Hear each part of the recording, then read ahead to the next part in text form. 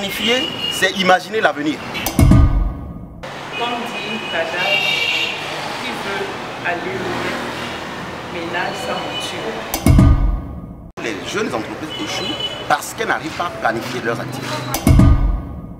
Vous comprenez donc l'importance à accorder à cet exercice qui vous permet notamment de savoir avec précision où vous voulez porter votre entreprise au prochain exercice afin d'évaluer les moyens à mettre en œuvre pour atteindre vos objectifs. C'est dans le but de vous aider à vous approprier les méthodes et outils de planification pour réussir vos activités que l'MPGF a choisi de vous entretenir au titre du Mercredi de l'entrepreneur de ce mois de novembre 2018 sur les méthodes et outils de planification en entreprise. Monsieur Maurice Mafongou, avec qui vous aurez à passer un peu plus de 3h30, vous en parlera de compte en compte. La planification précède l'activité.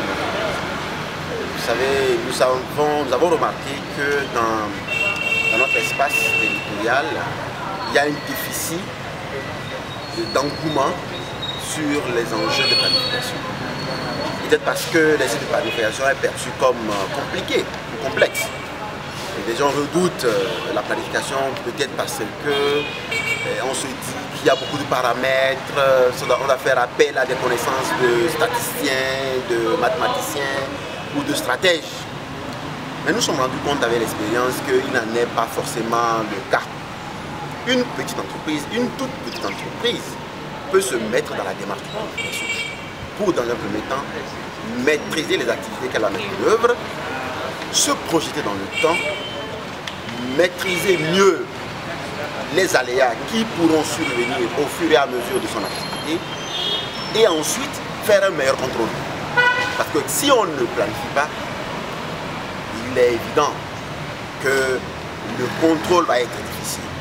Donc nous replaçons la planification au cœur de l'activité stratégique d'une organisation, ou du moins d'une entreprise.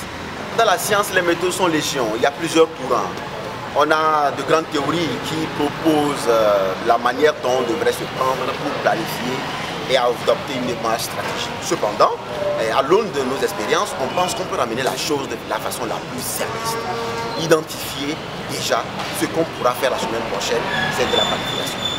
Comment on va le faire? Avec quelles ressources on va le faire?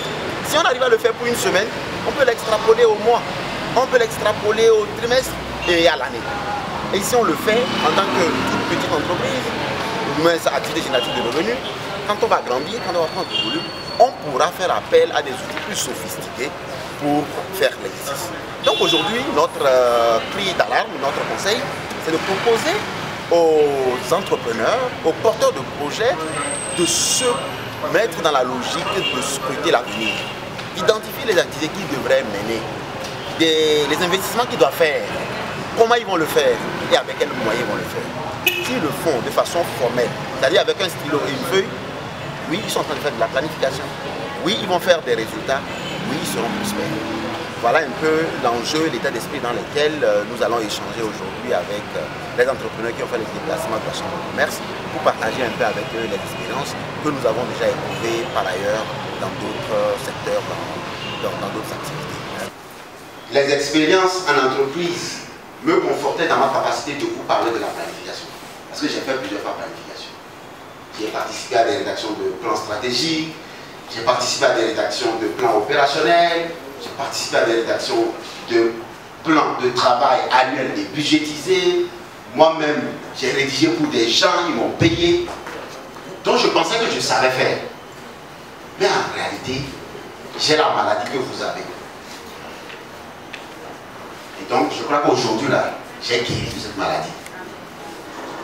Qui sont ceux qui ont cette maladie-là? Ceux qui font le juste à temps, levez la main. Le juste à temps.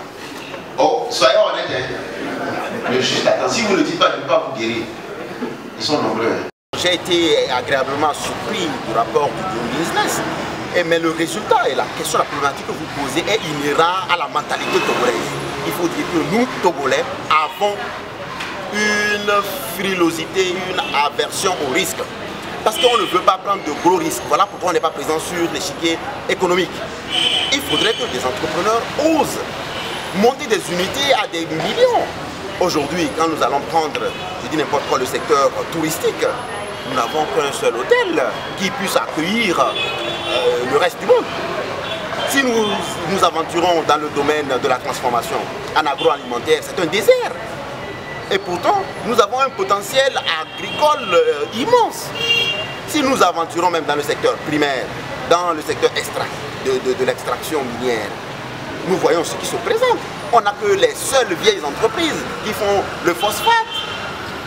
Mais il faut que vous et moi, nous allions aujourd'hui prospecter des mines, que nous pensions mettre des unités pour transformer nos tomates qui pourrissent, proposer des jus de mangue, des jus de fruits qui vont compétir sur le plan international.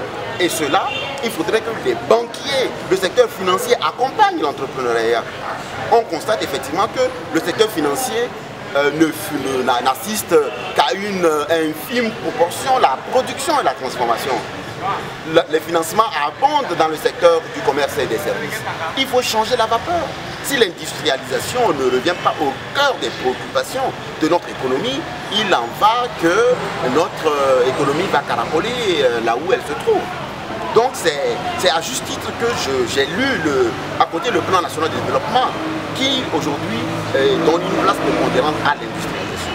Donc une chose est qu'il y ait des politiques économiques, une autre serait que nous les citoyens, vous et moi, nous aventurons dedans. Donc pour ce résumé, pour relever et donner une lettre de noblesse à notre économie, il faudrait que les citoyens prennent à bras le corps la chose privée, l'entreprise privée, et que le secteur financier accompagne avec autant de risques parce que, oui, pour aborder l'avenir, il faut prendre des risques.